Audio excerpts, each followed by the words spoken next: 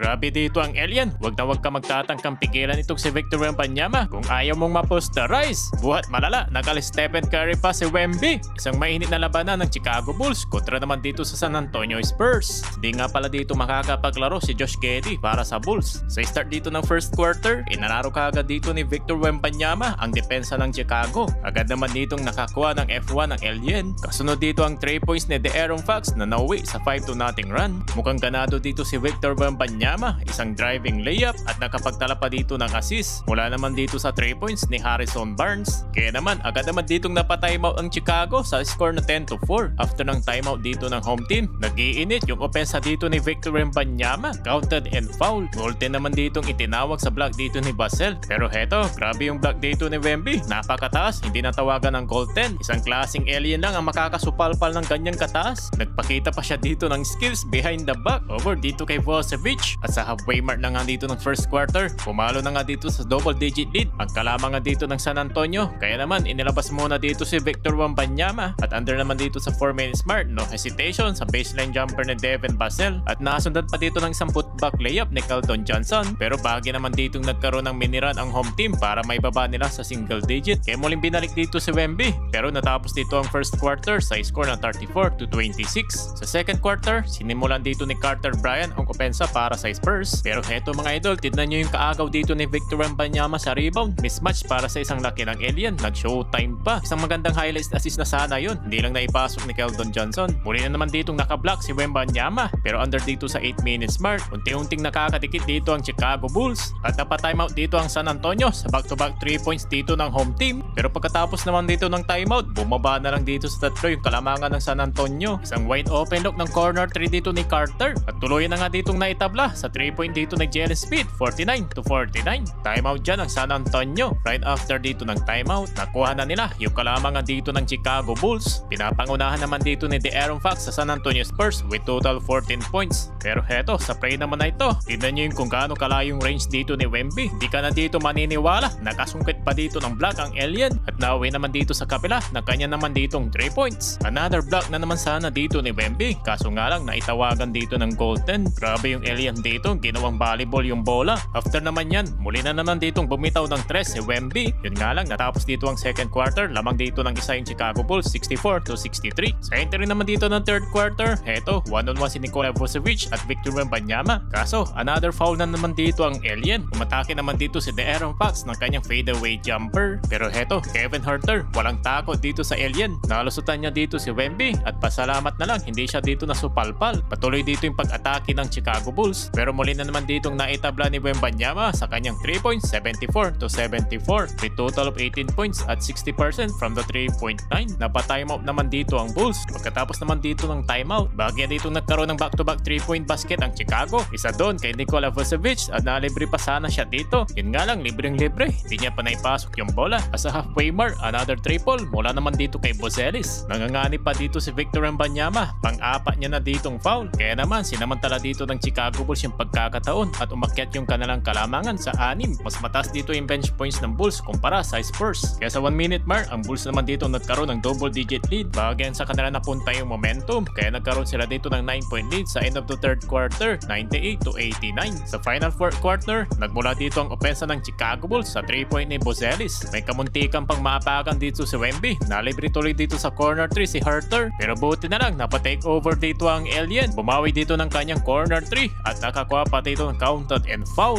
Poster lang inabot dito ni Smith para sa isang 7-footer na alien. Pinakitaan pa siya dito ng kanyang footwork skills. Sabay spin move, isang klaseng fadeaway pa ng alien. Nang dahil na nga sa kanya, muli na naman ditong nakadikit ang San Antonio Spurs. Napatimeout tuloy dito ang home team sa 104-101. After naman dito ng timeout, Kevin Huerter, another 3 with total of 22 points, leading score sa Bulls. Habang double-double naman dito sa Wemby, nakakadikit pa rin sila dito sa Bulls. Under naman sa 2 minutes mark, muli na naman dito umakyat sa 5-point lead ng Chicago Bulls. Pero heto na naman si Victor Wembanyama, muli na naman niya ditong naitabla sa kanyang 3 points. At back-to-back 3 points pa dito ni Wemby over to Vucevic. Grabe ang alien, napatimeout dito ang Chicago Bulls. 27 seconds left after dito ng timeout. At sa dulo, panalo na nga dito ang San Antonio Spurs. Sa likod yan ng 38 points ni Victor Wembanyama.